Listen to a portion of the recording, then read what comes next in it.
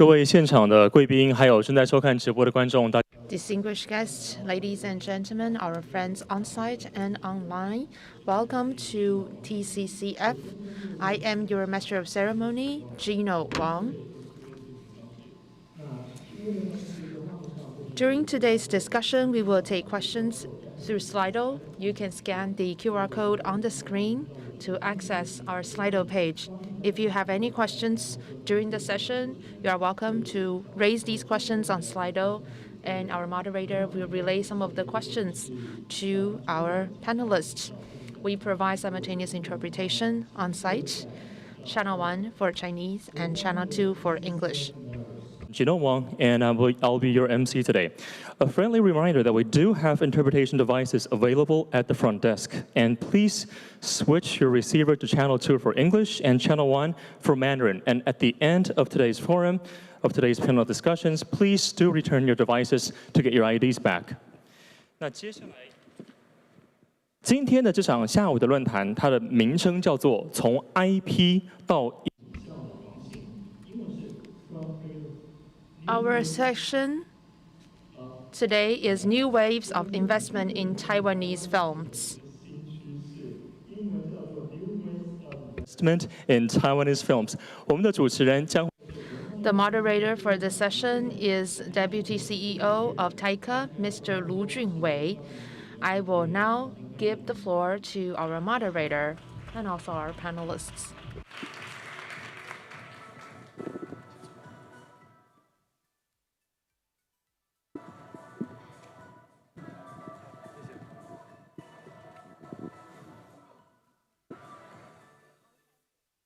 在大家找到位置坐下来之后，也提醒大家，我们今天 A reminder for our moderator and panelists. You may take your masks off when you speak on stage. 可以把口罩拿下来，比较不会那么闷，因为大家会讲很多，可以先取下来。那好，那接下来2号。Let's now hand the floor to our moderator. Thank you, Gino. Good afternoon, everyone. Welcome to the TCCF organized by TAICA. The theme of this session is New Waves of Investment in Taiwanese Films.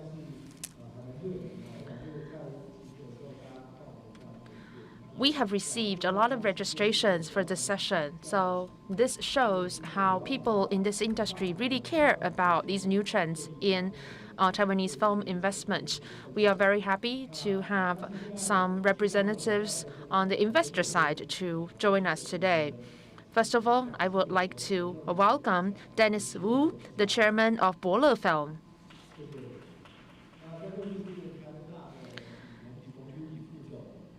Ms. Li Pongjun, Daphne Li, Vice President of Taiwan Mobile. CJ Lee, Senior Director of Far Eastern.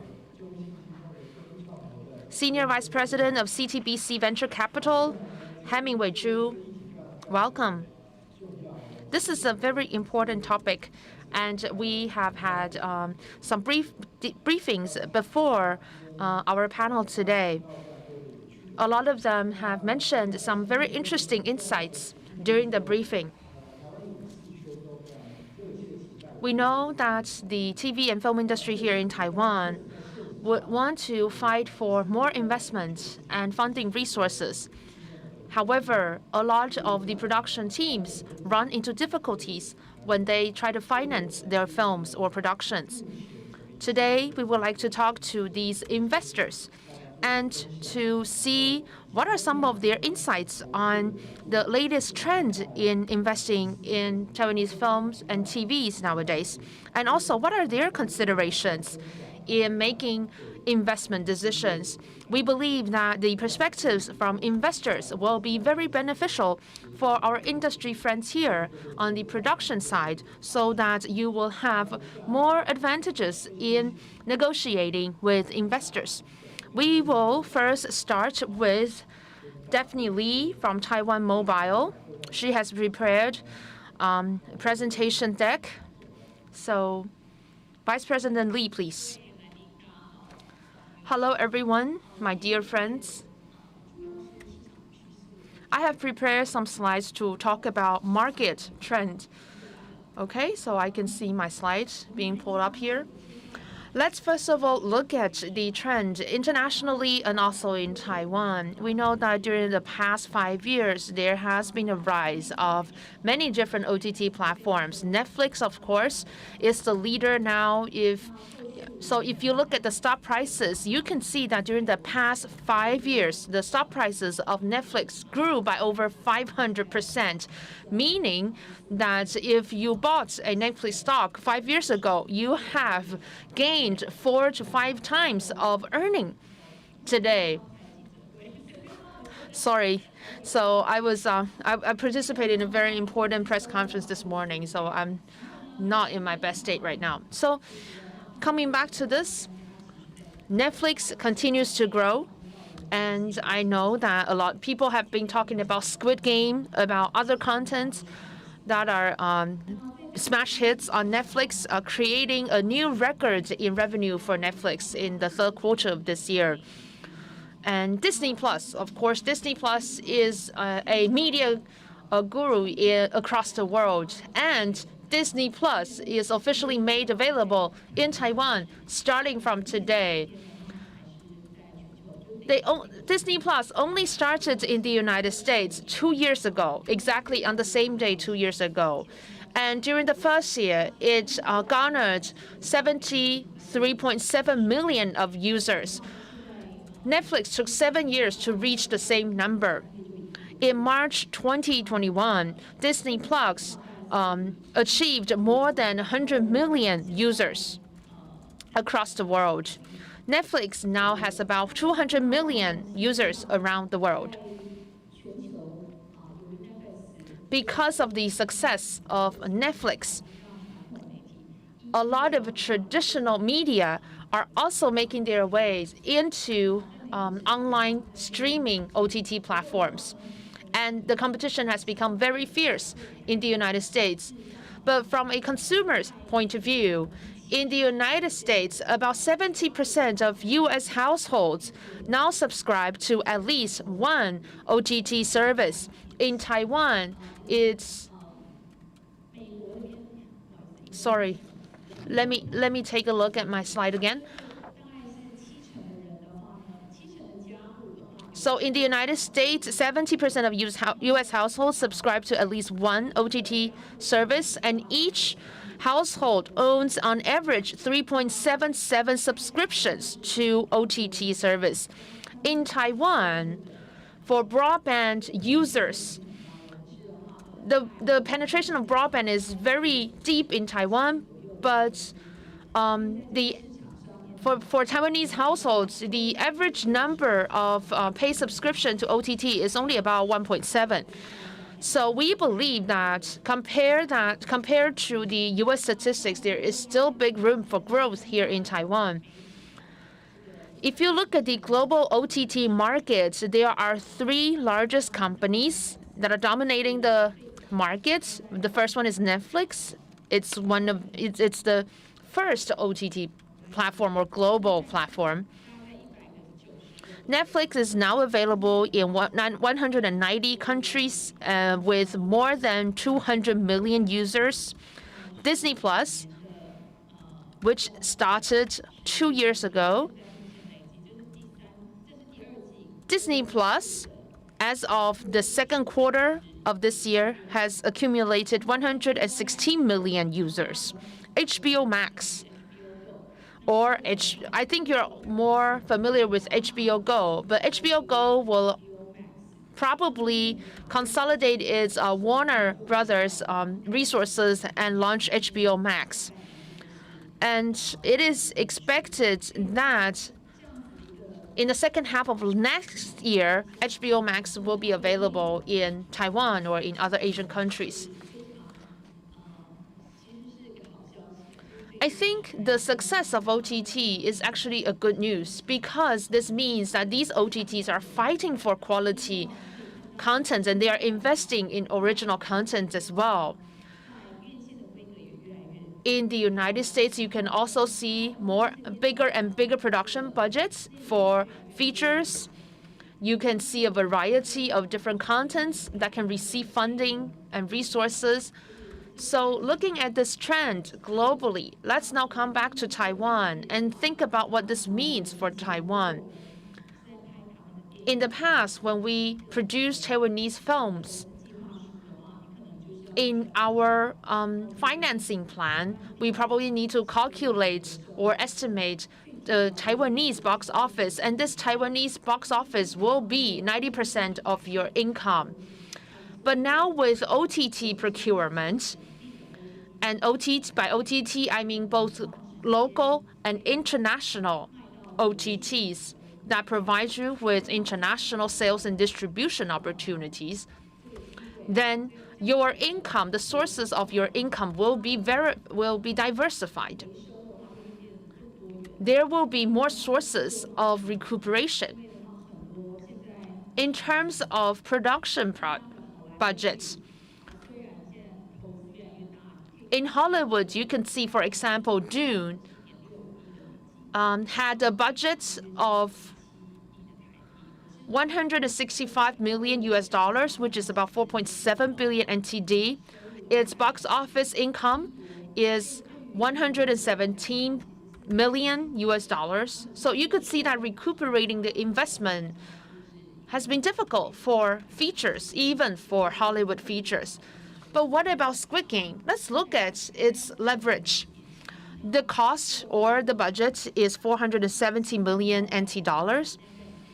And Netflix internal estimation is that Squid Game is worth 25.1 billion NT dollars. So you could see that during the production stage, when you are trying to find production funding, you will be able to show more potentials to your investors. And you would see more opportunities to gain international market access, even with a small amount of production projects. This is a piece of statistics of Taiwan's box office revenue. In 2020, you could see that the total box office revenue is only half of 2019. However, percentage-wise, you could see that Taiwanese film accounts for a higher share of total box office revenue in 2020. This means that in the past, there were fewer audiences who would buy a ticket to watch a Taiwanese film in the movie theater. But now this share has been growing. Right now, because there is OTT's opportunity, so more production teams here in Taiwan are willing to invest more resources, or they are more capable of attracting more funding from investors. With the growth of audience in Taiwanese films, this also means that the investors will be more willing to invest in Taiwanese productions. We do look forward to more explosive growth in Taiwanese films in the next couple of years. So if you look at the top 10 movies in terms of box office, you could see that in 2017, most of them were Hollywood movies. In 2020, there are more than 10 Taiwanese films who exceeded 30 million NT dollars in their box office revenue. So that's an impressive achievement. Last year, we worked with international platforms to produce The Victim's Game. This is a Netflix original content. And because of Netflix, The Victim's Game was released and played in a lot of different countries and markets, and with very high ratings. And we also worked with HBO Asia. This was actually our first project in collaboration with an international OTT platform. This is the Teenage Psychic. So with these experiences, we could say that Taiwanese content actually have a good opportunity in these international platforms. we are now working with OTT platforms and TV stations to co-produce Taiwanese drama and contents. Because on OTTs, they include a lot of drama content. So there is this co-production opportunity. So we have projects such as 2049. So this is a co-production between OTT and the TV stations. So this provides us with more success opportunities. So that sums up the first half of my presentation. If there's any time left, I would like to talk about OTT's development in post-pandemic Taiwan from the perspective of my video and Taiwan Mobile's investment strategies. We would like to share more of our experience. We will also appreciate if you would provide your feedback. Thank you, Ms. Lee. And we do apologize that the teleprompter fonts are not large enough for you to see clearly. Next, we would like to invite Cho Minghui. Cho Minghui is from the CTBC Venture Capital. People often say that those working in the banking or finance industry are rather short-sighted. I'm not short-sighted at all. Today is yesterday was November 11th, 2021. It marked the 10th anniversary of our venture capital business in the cultural creative industry. A lot of you are producers in the content industry. Every project is driven not just by pure talent, but also by enough financial resources. Normally, producers, we have to look for potential investors or banks to get the funds they need to keep the project going. The box offices in Taiwan and in China a few years ago exceeded 10 billion NT dollars. So I went to my supervisor and I said there are a lot of opportunities, investment opportunities out there because there is a rising demand for locally produced content. So in 2011, we went for a government tender, and I looked up the information.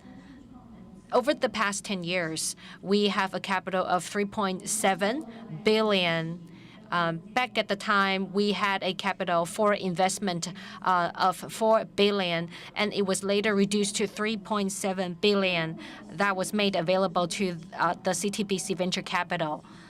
So in terms of the group or the venture capital branch or the life insurance or the stock branch, the total investment amount has accumulated to 2 billion. What this means is that over the past 10 years, on the average, we will be investing 200 to 300 million each year on new projects. In the first years, we were very proactive. We were very bold, and in terms of investing in the local companies, content production companies.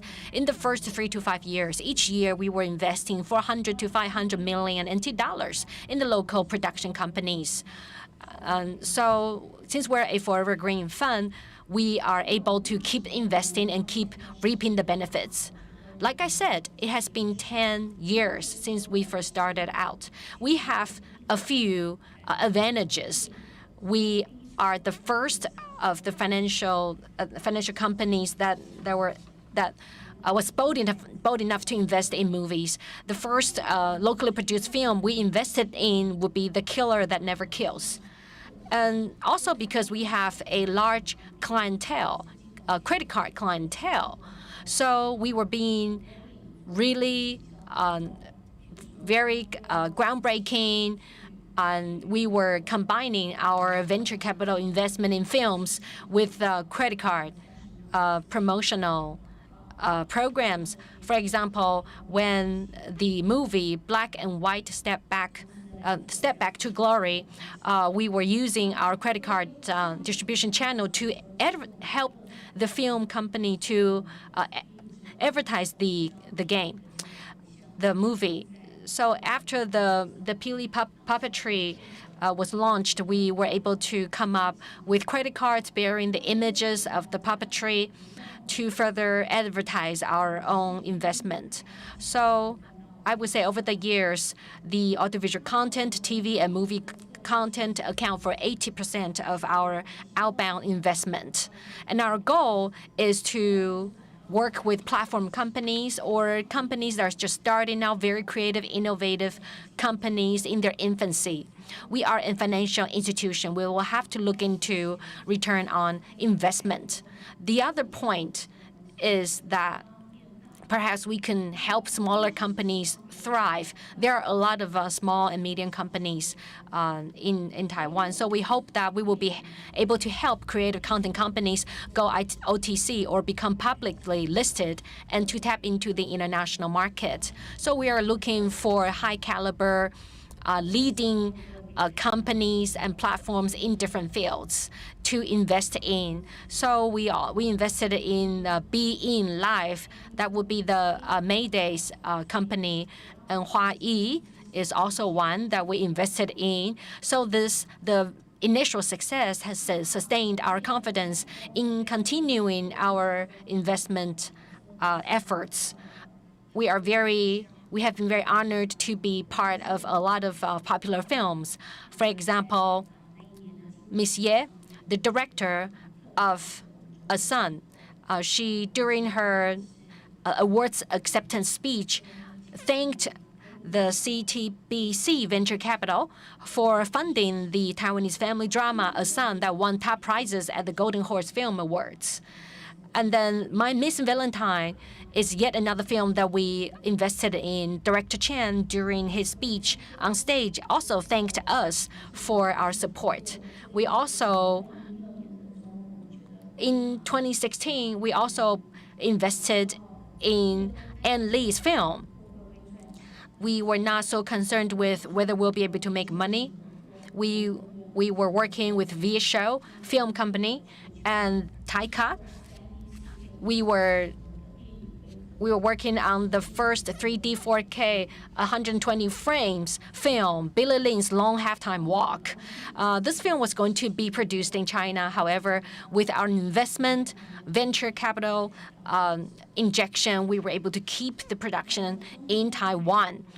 We also exclusively sponsored the production of a documentary, The Moment. This was created to celebrate the 50th anniversary of the Golden Horse Awards. So we saw it as a great opportunity to connect the CTBC Venture Capital with the longest-running film awards in Taiwan, namely the Golden Horse Awards.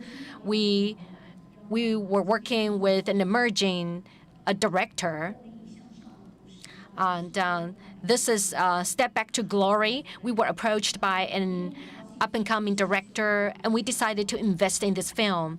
Yao Yao, the leading actress, won the leading actress award in the Golden Awards. So she later rose to fame thanks to this movie, thanks to the success of the movie Step Back to Glory. So as you can see, here is the portfolio of the films that we had invested in. Directly or indirectly, we have invested in about 31 films.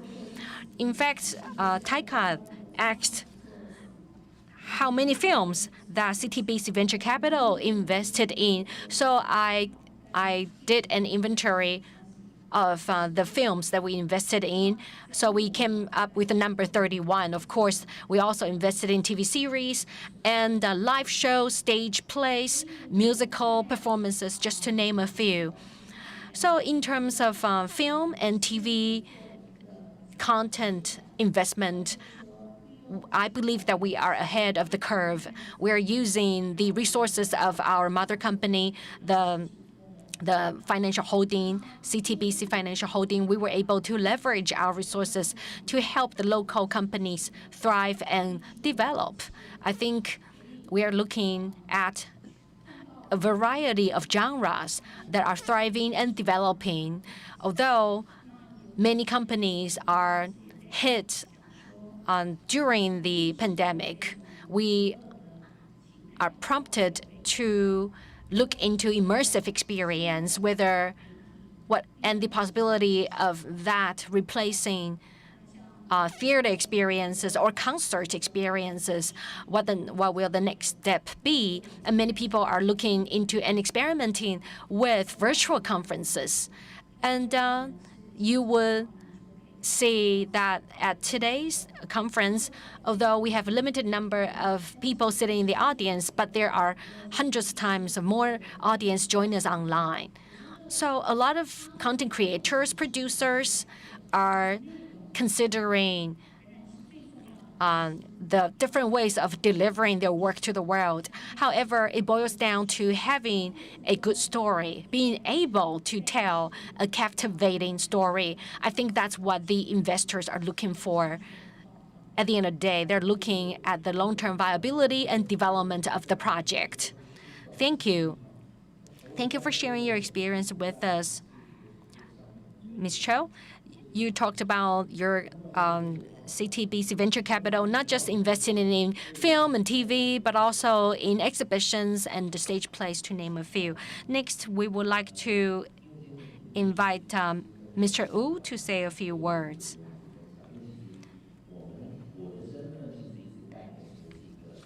In fact, I am also an investor, and we also receive investment.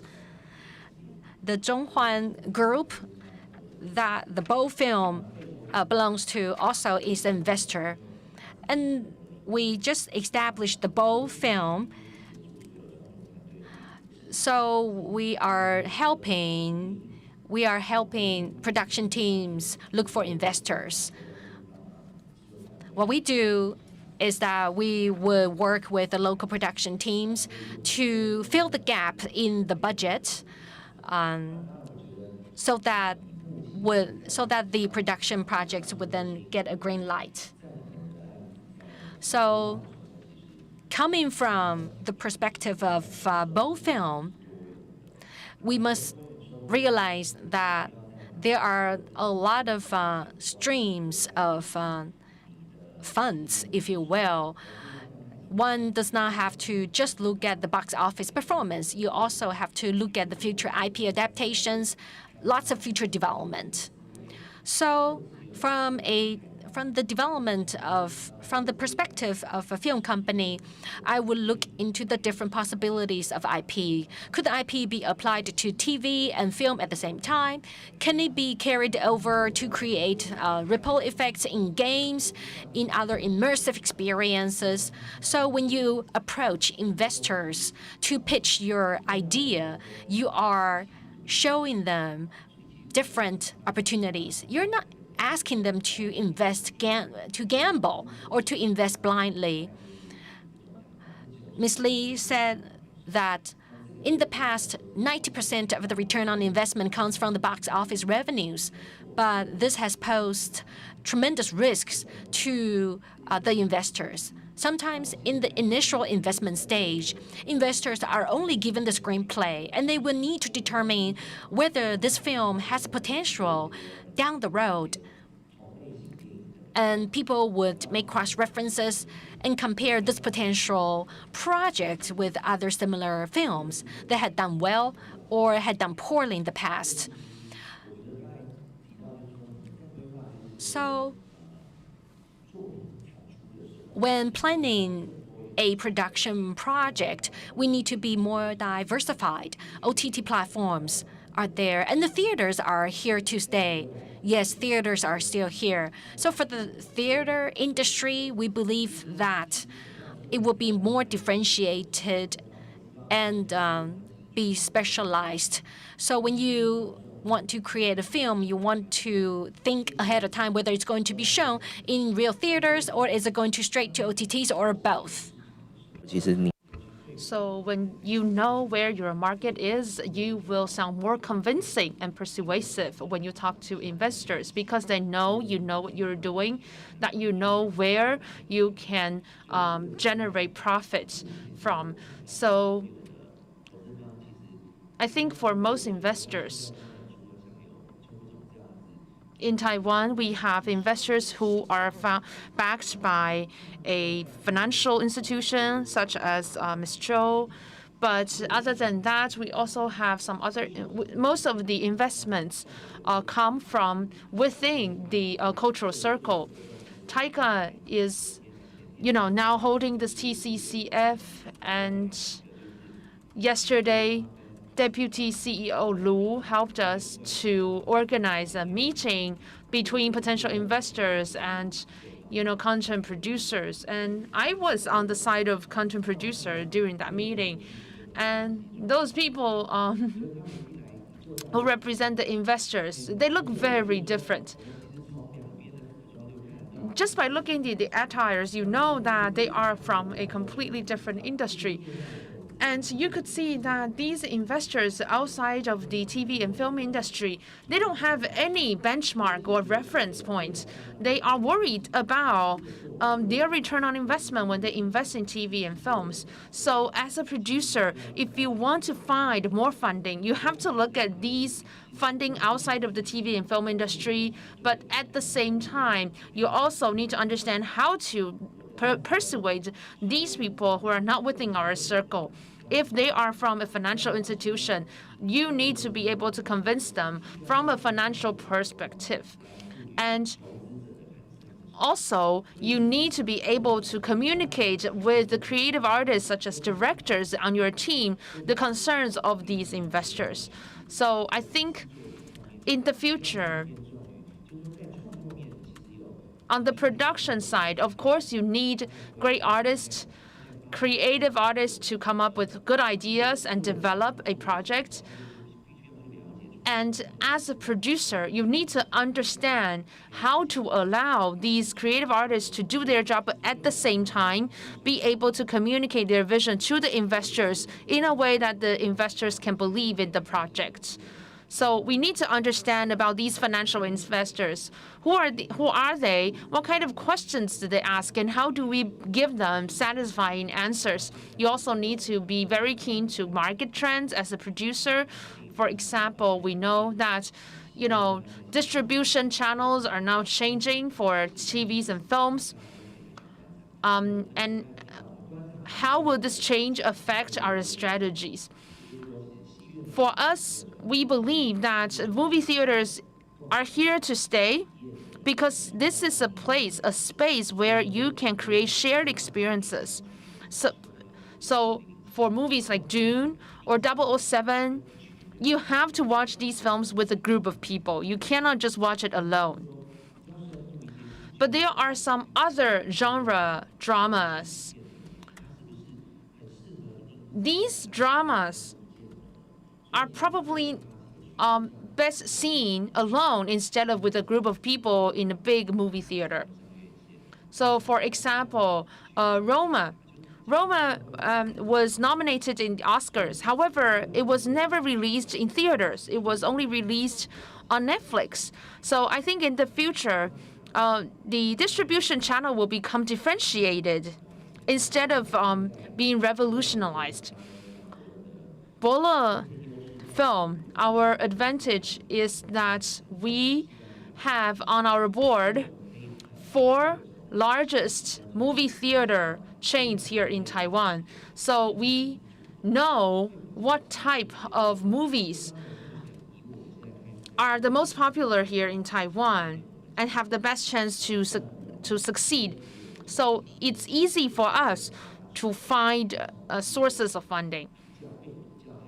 And when we are doing our own financial analysis, we are doing it in a more sophisticated way. In the future, when you approach financial investors, you need to be very honest about what you think about a project. What do I mean? When we conduct financial estimation analysis, we will include 3 scenarios. The first one is the worst case. How much would the investors lose? The second one is a more realistic scenario, and third one is the most ideal scenario. Most of the time, these scenarios and estimations are done internally, and we don't show it to the investors because the investors don't want to see the worst case scenario.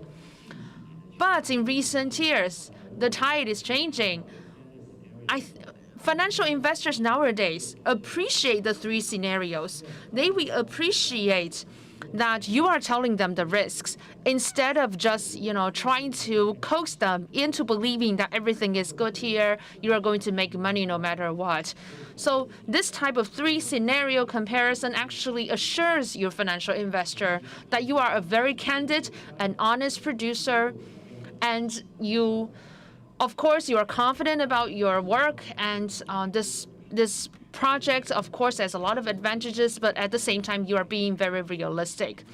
So I think as a producer, when you approach investors, you don't have to try to hide all the negativities or disadvantages. That may actually do you a disservice. And also, you have to imagine if the performance towards the end really doesn't match the ideal case that you have presented, then this will be a damage to your reputation, and you won't be able to find funding anymore. So these are some of my experiences. I'm sure that there will be some other insights or questions as we move along. So I look forward to hearing your questions and interact with you. Thank you. Thank you, Ms. Dennis Wu. So you now wear two hats. You are one of the investors, but at the same time, you're one of the teams that are invested, that seek funding. And thank you for that very practical advice for approaching investors and doing pitching. Now I would like to go to CJ Lee, Senior Director of Far Eastern. Hello, everyone. Deputy CEO Lu, my fellow panelists, hello. In terms of the trend, I will not repeat what Daphne has touched upon. So for me, there are three things I would like to say. First of all, the changes in the industrial value chain. Far East One is a platform. Just like my video, we are the platform that play your content.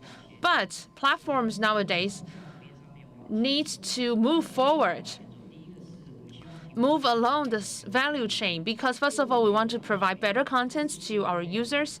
Secondly, because of technological enablers, so there are a lot of changes in technology. In the past, people watch content on different channels, and each of these channels are separated and isolated from each other.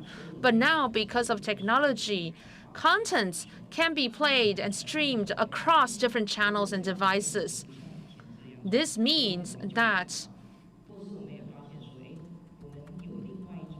there is another form of monetization nowadays.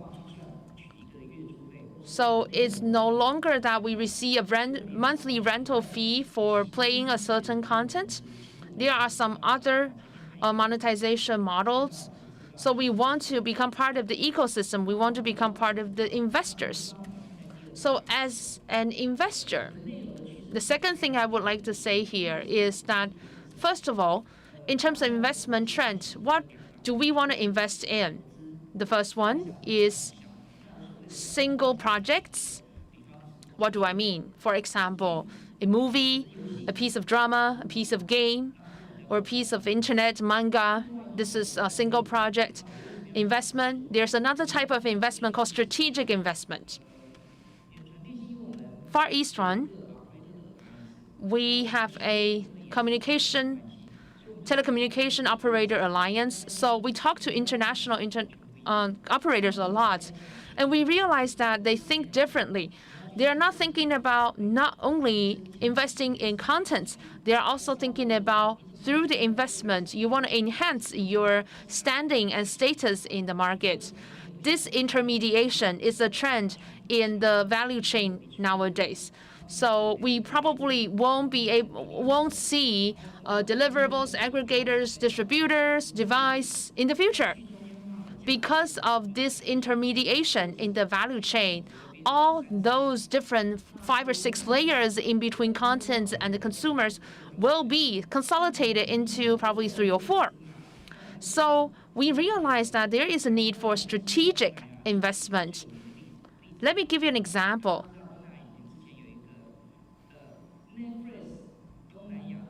There is eFlix. This was called the Netflix of Southeast Asia, but at the end it was sold to Tencent. Why did Tencent procure this platform? Because it was a strategic investment. So in Taiwan, be it platform or content, I think we have to think about what kind of strategic position do we want to obtain in the world in terms of Chinese content.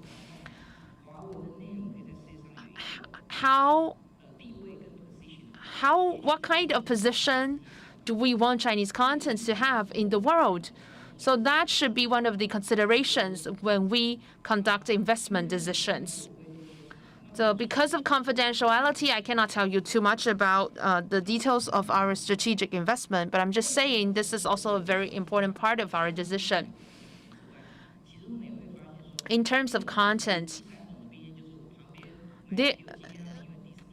if you look at my videos case, they are working very well with Disney Plus, and I think the Disney Plus model is a very good one. What is Disney selling? It's selling stories or a sense of happiness. Stories and a sense of happiness are sustainable things that talk to people's aspirations. And that will become IP. What do I mean here? For something to become a valuable IP, it needs to be something that you believe in, that you believe that it will bring changes in your life. That's why people like Mickey Mouse or all those Disney princesses. So right now as a platform, if we just receive monthly subscription fee, or like Netflix receiving monthly fee, I'm sure that this is not a sustainable model. So we also want to create a story. We also want to create a story so that we can become something like Disney as well. This means that it can turn our platform or our brand into an IP. And then this IP can be monetized in games, in other forms of storytelling, or in merchandises. Kakao, this is a South Korean platform. You could see that Kakao has a lot of merchandises. People are buying those merchandises. That's one example of what I'm talking about here. So when we look at investment in the future, we are not only looking at this from a platform's point of view, we are also thinking about how to increase our competitive edge in the future, and also how to rewrite the relationship between content and platforms. Technology will make content everywhere in our life. I'm sure you still remember Ready Player One. I believe that the integration and consolidation between platforms and content will become the world like that in Ready Player One. We don't just watch or consume content on TV. Content will be everywhere in our life. So we want to identify a way for content to thrive in this new world. To conclude,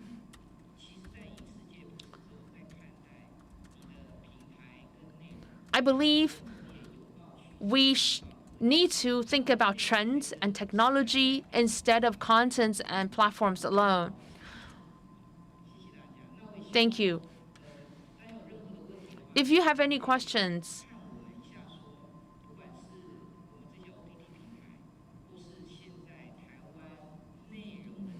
be it OTT platforms or the way Taiwan are presenting these contents, I believe there will be some new possibilities in the future.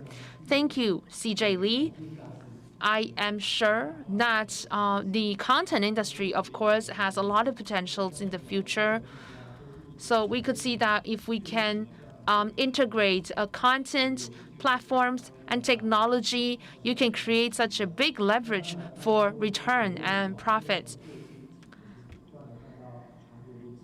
In the past few years, people are seeing the success of Korean films and dramas having such great success across the world. People are asking why they can do it, but not Taiwan. So I would like to throw this question to our panelists to share with us what they think about the Korean model and what do they think about what Taiwan can do to also catch up with the trend.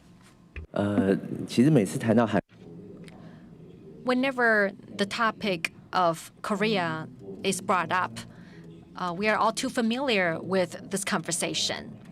If we look inward into the Taiwanese market, you realize that the success of the Korean model is really because of their initial success within the domestic market. And the Taiwan situation is different. Taiwanese audience is not so confident in the Taiwanese content. We in the theater business know that each week we will have 5 to 10 movies to show. There may be one Hollywood blockbuster. The others are locally made films and non-English speaking films. They are the secondary choices for moviegoers unless there's tremendous marketing budget to hype up the popularity and visibility of the Chinese film, the Taiwanese film. I think what Koreans do well is that they are very good at consolidating rare resources. They support locally produced films. And over time, the advantages and strength of the Korean films are being made known to the general public. And I think this is also happening gradually in Taiwan. Every season around the Golden Horses Award, people are paying more attention to locally made films. This is why I think that the time has come. We need to inject more resources in boosting the local audience interest in watching Taiwanese-made films so that we will have enough momentum to go overseas. Sometimes I would have to go to overseas market to purchase overseas films to be shown in local theaters. Originally, in the olden days, we would only go for Hollywood films. We would easily pay $1 million, $2 million US for one Hollywood film. At that time, Korean films were not that popular. However, comparatively speaking, Japanese films were more popular, and nobody was interested in Korean movies. So there's a lot of Korean dramas already being shown in Taiwan. So people believe that, oh, we already have access to Korean dramas on TV. Why would we bother to go into the theater to watch a Korean film? However, with the rise of this very famous Korean film, it is called The Train to Busan, and people are starting to notice Korean films. The Train to Busan was sold at $150,000 US. So it was then sold at $300 million and generated benefits of $300 million box offices. So the table was turned ever since that. People nowadays are paying $1 million, even more, even higher prices for Korean films. Recent Korean films have a very, very staggering price tags. I think it has a lot to do with how it will fare in the local market. For example, Along with Gods is another successful Korean film that was sold at an extremely high price. Whether it's CJ or LG or these companies, they're all supporting the development of Korean films. In Taiwan, I think My Video, Taiwan Mobile has a lot of resources to support the local film industry. CTBC also has a lot of resources as well. So this would then give the local producers and content creators more leverages to create better content, to have higher quality content, so that we can learn from the Korean model. So we attract the local audiences, then we reach out to the international markets.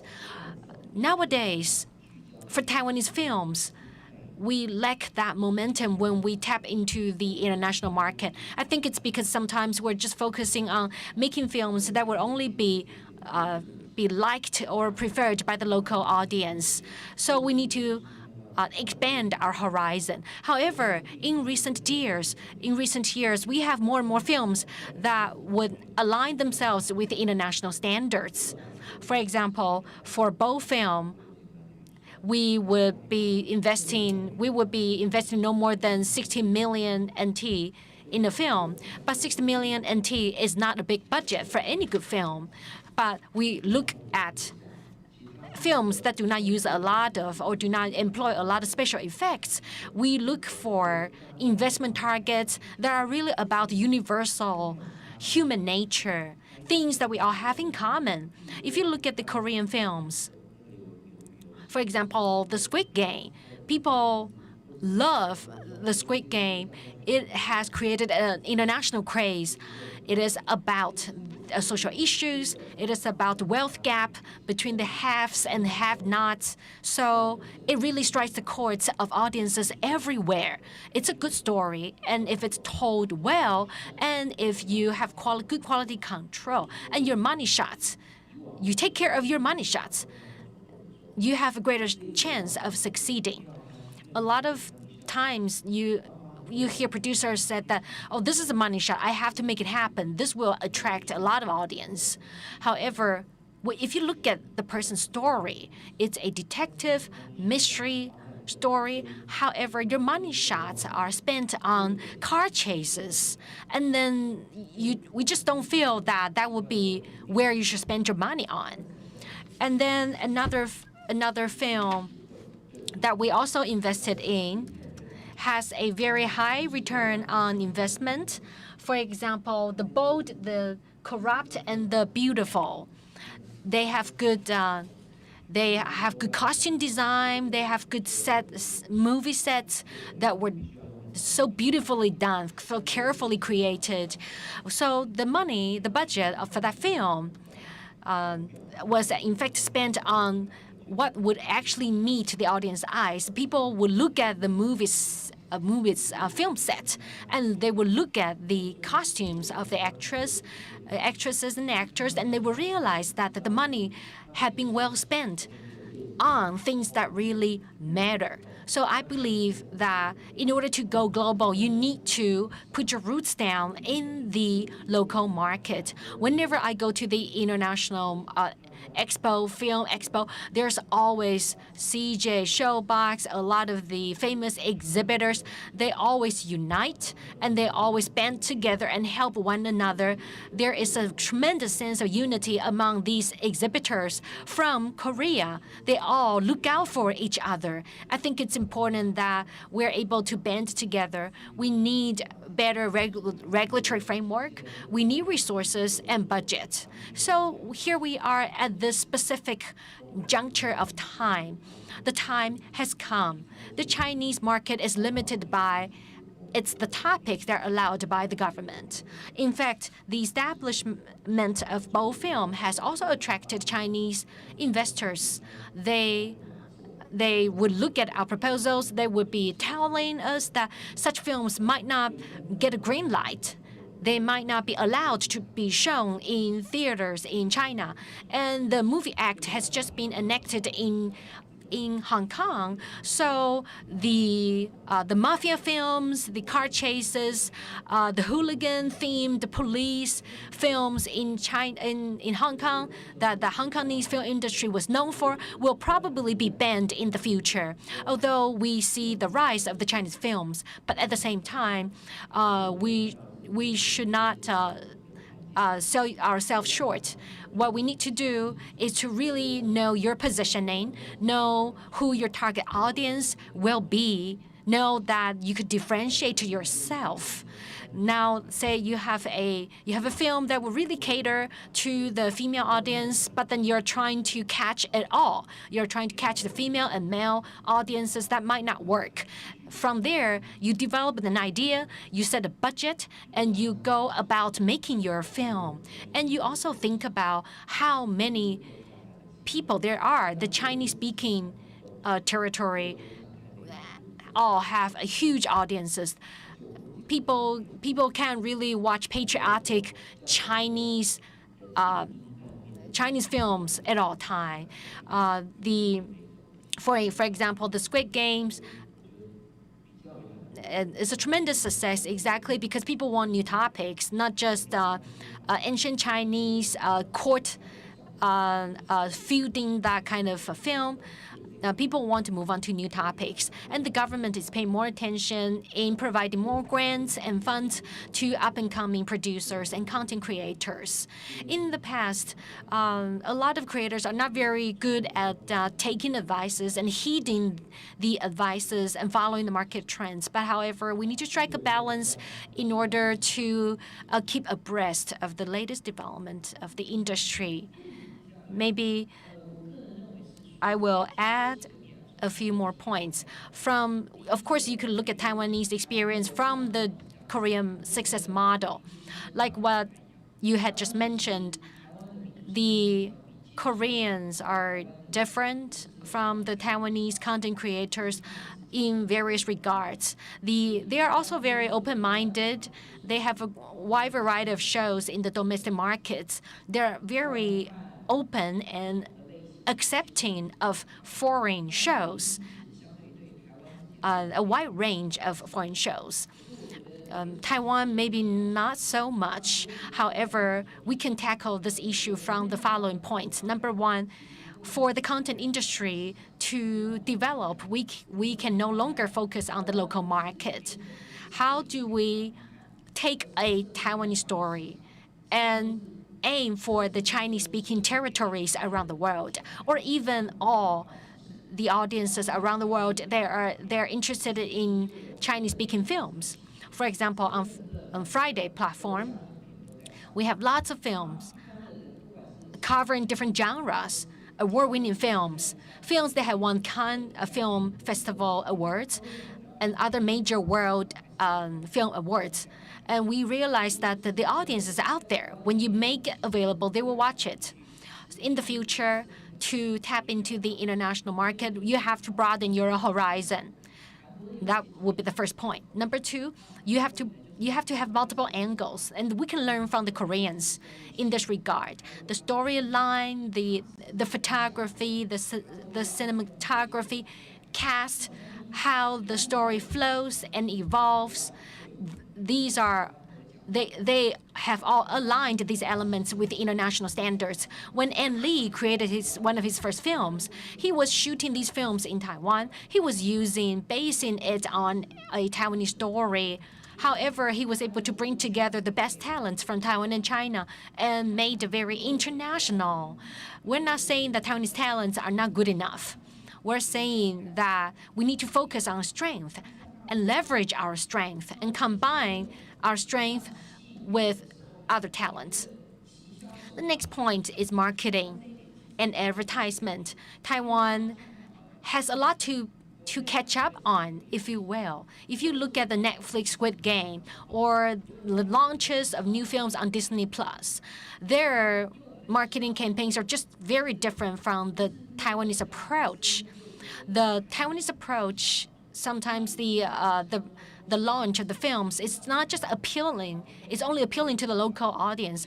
It doesn't really attract the foreign buyers' attention. So when The Wedding Banquet was launched, it really aimed high for the international market. So whenever we launch new films, I always tell my colleagues, let's not use the old way. We are dealing with digital natives. We're dealing with Generation Z. We need to use their own language, their own preferred way of communication to help them realize why they would like to choose this film. And another aspect would be the severity of film piracy. We all pay very dearly for the rampant piracy that has permeated the market. People's creative ideas are being stolen and are being monetized, and people profit by using and then supporting pirated films. Sometimes we might be able to break even if we just rely on advertisements, not on subscription. However, piracy is such a serious problem in Taiwan, unlike Korea. When we were live streaming this particular film, the pirated copies were already circulating the internet the next day. Therefore, we very quickly realized that while the film was being shown in theaters, it is being pirated and circulated online, and we all suffered great losses. Therefore, we need to normalize the market. Investments in film and TV series should generate return on investment. So when investors cannot see or foresee the possibility of return on investment, they will become more timid. They will hesitate. Like I said earlier, sometimes we feel confident about a project because we have resolved all these issues and obstacles. So if we are able to deal or address the piracy issue, we're able to help the local content industry thrive, we will be able to stop asking the question, why cannot Taiwan be like Korea? Thank you. Now, Ms. Cho from CTPC Venture Capital. A lot of people discuss this question, and I will answer it from three perspectives. First of all, it's the government's responsibility, including our Ministry of Culture and TAICA. I'm just going to be very frank here. I think we have to remember in 2000, starting from the 2000 and until now, you could see the cultural content of South Korea has swept across the world. What has Korea done? Every time, everybody is saying, hey, what about the industry? But has people talked about what the government has done? The South Korean government has established a dedicated government agency. They have provided a lot of subsidies and grants. Our government has been saying, when can we catch up with South Korea? But when our government is saying this, have they launched similar support programs? Why can we have such a successful semiconductor industry? Why can't we have TSMC? Because our government was very early, ahead of everybody in spotting this opportunity and making the investment. So for any industry that our government wants to facilitate, I think in the cultural creative industry, we don't have any investment reduction. We don't have any tax breaks or incentives.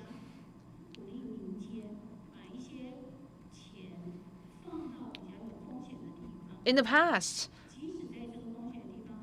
the government, for other industries, the government is willing to promote that industry by giving a lot of policy tools. And is our government using all of these available policy tools to support our cultural creative industry? I will put a question mark here. And then secondly, the big corporations and conglomerates have a responsibility here, of course. For example, the general manager of our CTBC Holding has never asked us, the CTBC Venture Capital, to prove our profitability. Actually, we have a very high cost for capital. For our financial holding, their annual profit is about 20, 30 billion. So if I can make, 100 million in profit for them, it's not really that significant or substantial. So the general manager of our holding company only tells us that we have to do this for the good of the society and for the good of the culture creative industry. Zhonghua Telecom, this is a very important broadband carrier. And also some other companies. There are a lot of OEM, ODM companies who have a lot of funding, financial resources. You only have to earmark a very small portion of it, 1 or 2%. That will be funding that can be channeled into the culture creative industry. Once again, if the government is willing to provide some incentives to these big companies to earmark these funding for the cultural creative industry, that will be an extra boost as well. If we can do that, the big conglomerates and companies in Taiwan will be more willing to invest in cultural creative industry.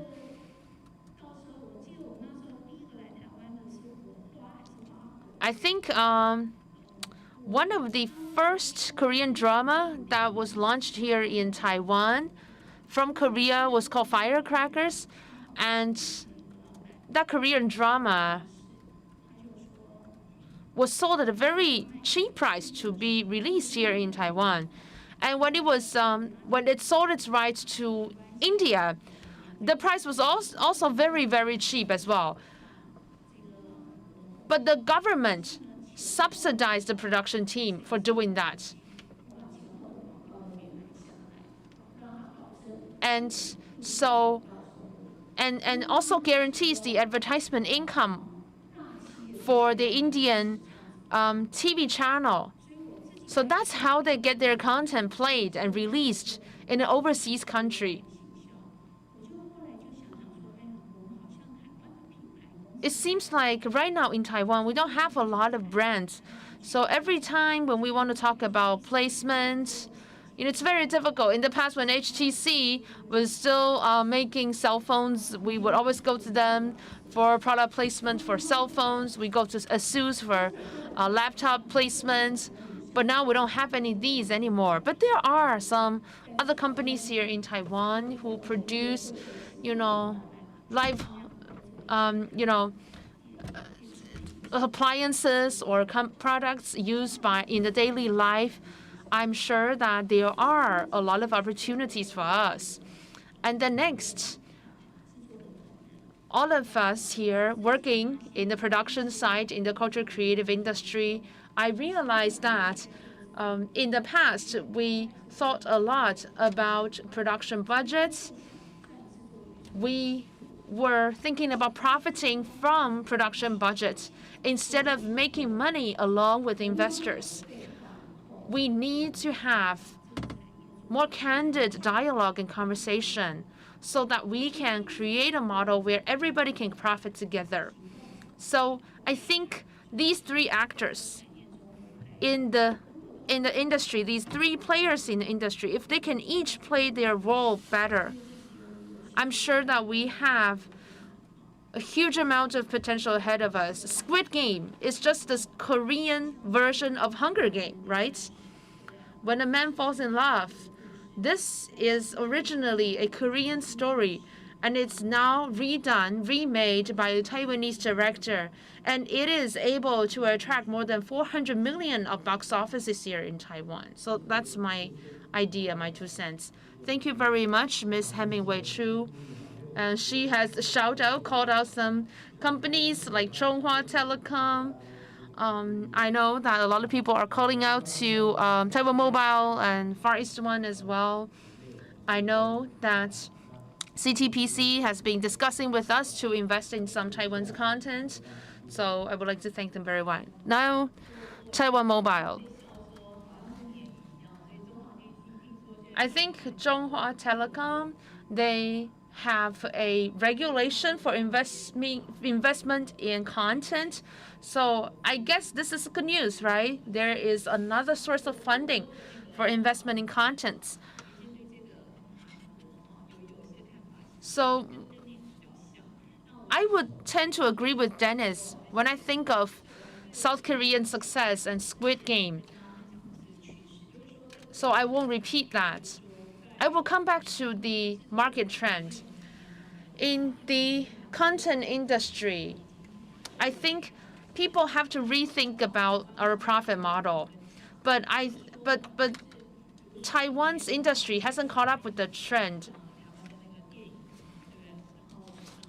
If we look at Taiwanese film as an example, it seems like the whole crew, the director, the producer, they want to create a film that is like the dream of the director, and they have to try to do it with the lowest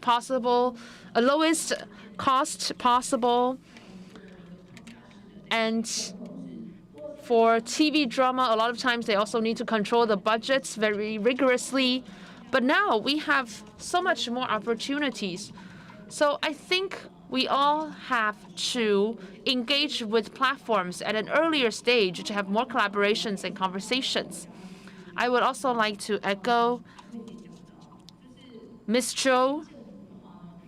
In terms of our government, I think our government, of course, has some types of subsidies to the content industry. However, none of these subsidies are made available to investors. So we believe that there should be some kind of tax incentives for investors' investment in content creation. And our government, for a very long time, tilts towards the protection and facilitation of IT industry. For example, our forward-looking national program, the cultural creative industry only accounts for 1% of that huge amount of budget. That is a big issue because this means that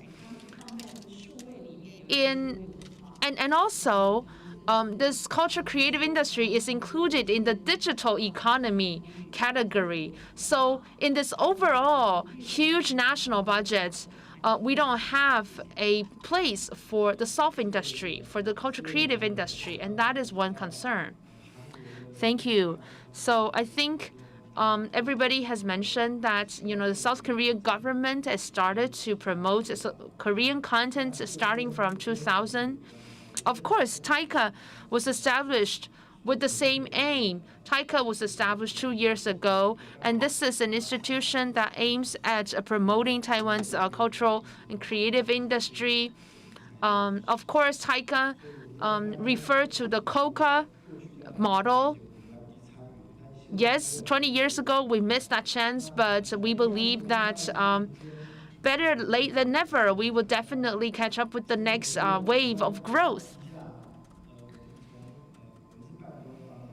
TAICA is sort of a semi-official or semi-government agency.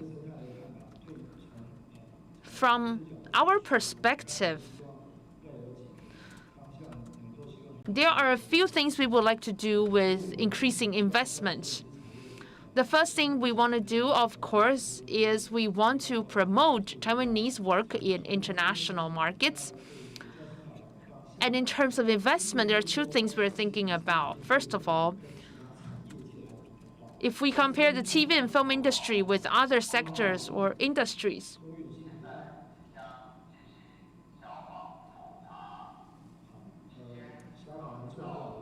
okay, there's a fire safety announcement going on, I guess.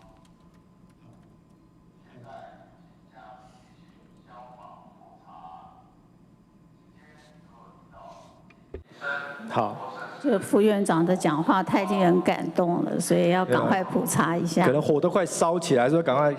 So it's heated discussion all going on here. I guess that's why there is this fire prevention, fire safety announcement. So if we look at other sectors or industries, you could see that the institutional CVC is a very important source of investment in other sectors. And the CVC investors are usually seasoned practitioners in a given industry. And in the TV and film industry, we don't have these CVCs. We don't have enough of track records to establish these CVCs. So I think we need more producers to cooperate with financial investors to become these CVCs in the TV and film industry. I think these producers with good track records need to work with investors to form these different content investment funds. And they will be very important sources for facilitation and promotion of our content creation. This will also help diversify our content creation. Because right now, all of the production teams here in Taiwan are fighting for government subsidies and grants. But we have to try to transition to a mode where it's the investors who are playing the main role for providing financing. This, I believe, will create a healthier ecosystem. In Korea, you can see that they do a lot of IP adaptation. IP coming from, for example, internet comics or manga. So IP adaptation is a big source of creativity. We are, of course, promoting some projects in this respect in IP adaptation. And if you agree with this mode, then we would like to, for example, looking at the Japanese model, where they also have a commission that can connect all the different dots across the value chain.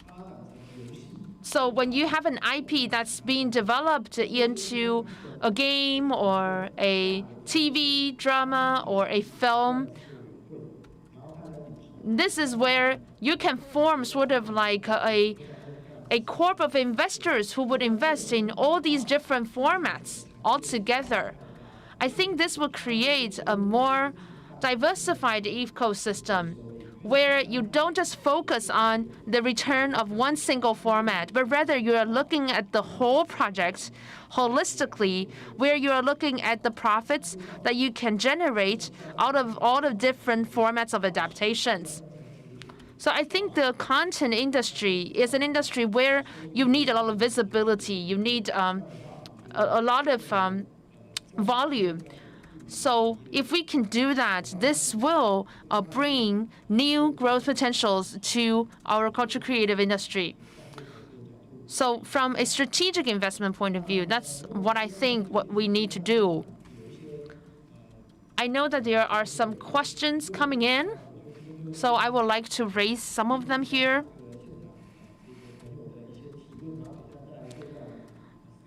So I will ask our panelists to try enlighten us on these questions. HBO, when they create a Game of Thrones, they spend about 20 million in budget for one single episode.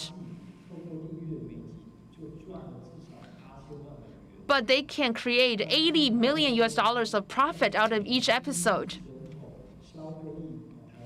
If we look at the market scale of Taiwan,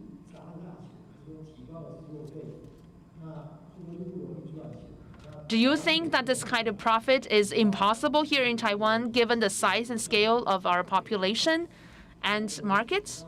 多说是不是增加经费来支持制作方，就可以把品质提升？ We all have been talking about raising the quality of the production. And I guess this person is asking about the potential difficulties in having enough sufficient return on investment. We still have a few minutes left, so everyone will have 2 minutes to respond. Production costs and box office. Interesting points. HBO has a huge base, right? HBO has global audiences, and they have subscribers all around the world, so they can make a calculation to make sure they would have return on investment. I believe we need to start with the Taiwanese market. Can it be further developed? Yes. Taiwanese people go to the movie theater about 2.5 times a year. In other countries, the average number is about 4 times. So there is still room to grow for Taiwanese people to go to the theaters more frequently. So we need to have better locally produced content to attract more people to go to the movie theaters. locally produced Taiwanese films are unique in their own rights. So we need better marketing. We need a better communication channel to allow the local audience to start to appreciate local films. So the content has a lot to do, and the investment also has a lot to do with the local market. So our cap of investment is set at 16 million NT dollars. So minus pre-sale of IP, minus other costs, we're able to have a forecast on return on investment. Plus the Southeast Asia, plus Hong Kong, then we can come up with a reasonable number. Can we go over? Yes. So we need to also look into the level of risks, whether this IP can be marketed in to other overseas markets as well to increase the return on investment. It is wrong to think that just because you have small budget, you will not have a great film. I think it comes down to the core of what it is that you're trying to make. What kind of resources are needed for you to tell the story? A lot of good stories really do not need a lot of resources and budget to be told. It comes down to the expertise of the directors and the people involved in the production process, and whether the marketing team is able to communicate with the general public. So the bold, the corrupt, and the beautiful is a great example. The screenplay was created and it was shelved for a very long time. So the director eventually was given a very small budget to make it happen. They came to me. I liked the script, and I believe that it shouldn't be put away. So the director said that there are a lot of these evil women, the villains, that usually appear in the local Taiwanese-made soap operas. So how about we make sure that they appear in this big film? So there is the feuding and the constant infighting among the leading characters, female characters in this film. So this is already a topic that really speaks to the heart of the local audience. And then this film went on to win many Golden Horse Awards. So they didn't have a huge budget, but they were able to come up with a very moving and captivating film. Its box office grossed about 400 million NT dollars. So this success was really hinged on knowing your market, knowing what you're trying to do, and you come up with a reasonable and feasible business model. Thank you. I think that's a great question. From the perspective of an investor, this is how I would approach the question. The investment plan is usually something that the content creator comes up with, and it's submitted to the investors. And of course, you mentioned about 20 million in production, and then you end up grossing 80 million. That's 4 times the profit. So the investors want to see forecasts. They want to have the confidence. The Squid Game, they were projecting that they would be able to profit 10 times, right? However, in the end, they were able to reap 50 times the original profit that had projected. So from the investor's perspective, we're not really looking at how much budget is allocated, how many episodes are going to be shot, and how much would that be, because this approach is very risky. You want to look at the market first. You want to be able to tell and forecast, okay, how well will this film do in different markets? What is the return on investment? And so then you go back to set your budget. You look at its forecasted performance in different territories, and then you determine whether you're able to break even or have return on your investment. And then you adjust whenever you see fit. So a lot of people who are at the upstream of the market, they just went ahead. They just go ahead and make the project. And then along the way, they would then go to investors. They would go to their friends and families to ask them to invest.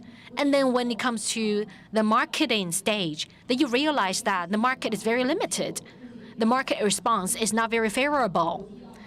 And then you also want to go to the international market. You do not have the channel to go to the global market. You don't know who to turn to.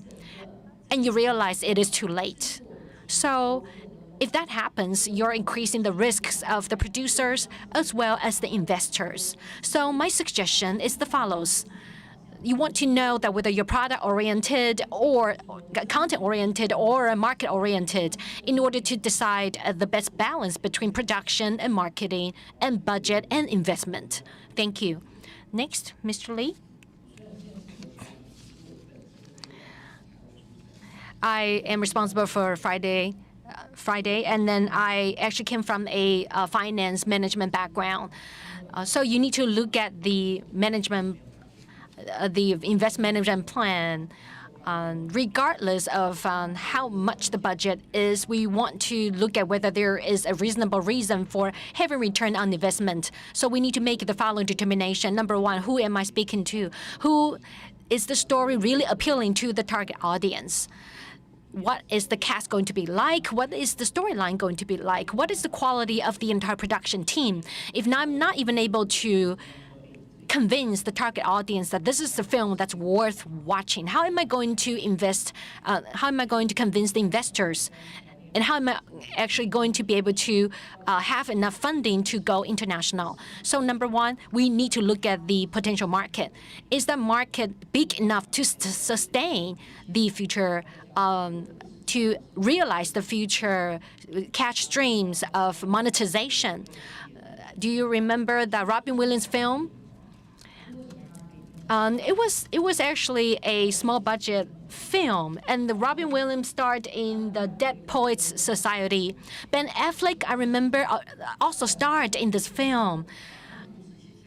Ben Affleck and I think it's Matt Damon wrote the story while they were very, very young. It was just a very heartwarming, a short story. It didn't have any sci-fi elements, didn't have any spectacular visual effects involved. However, if you look at along with the Gods, the Two Worlds, and the Squid Game, these two Korean productions, they're all reflection or embodiments of the issues that we all face as human beings living on this planet. So it would have to have a universal theme. You would have to speak the language of the target audience. So you have to fulfill these requirements. There's only 23 million people living in Taiwan, minus the children who may not be able to see the film. You're looking at a very limited market. So you need to look at other territories and other markets overseas in order to determine whether to invest. Lastly, please, I would like to bring up the second part of my presentation. I think to answer your question, I have a feeling that the question came from a rather young audience member. When we talk to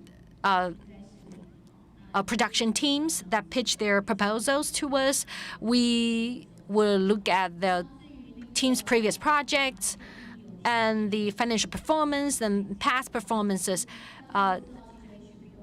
Take Game of Thrones, for example. On HBO, whether you're in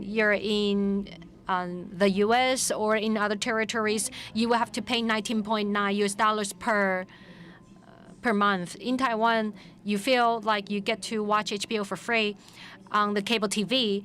It's not free because you're already paying the cable network companies, and they pay HBO. So this is how they set their budget. For example, the Game of Thrones is a blockbuster, so it's given more budget by the HBO. The Game of Thrones was a instant success and also has developed its peripheral merchandises that were also hugely popular. So for me, whether it's for someone like me or the OTT or the TV network, what they do is that they don't really they don't begin with setting a budget. They look at the market first. Sometimes you could give a huge budget to a local team, and they will come up with a project that is far from being satisfactory. So over time, these large OTT platforms become more hesitant about supporting Taiwanese production, they can invest instead in Korean production projects, and they would be able to reap 3 or 4 times the benefits. So Netflix in different countries, their viewership is more gravitate toward the locally produced content, but Taiwan is the only exception. I do not have the specific numbers at hand.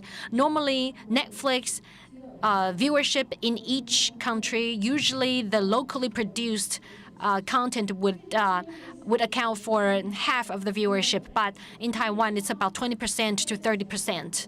So for investors in Taiwan, they would be thinking that I would rather just go ahead and purchase some Korean content and stream it in Taiwan because Taiwanese people prefer overseas content. So we need to work on the local market first. Thank you. Investment is one of the tools to help us realize our dreams, to turn our budget, turn our production ideas into concrete film and TV series. I would like to thank all the panelists today for sharing their expertise and valuable insights with us. And with that, we conclude session 8, New Waves of Investment in Taiwanese Films. Before we conclude the session, we would like to ask all the panelists to please stand up and gather for a few group photos.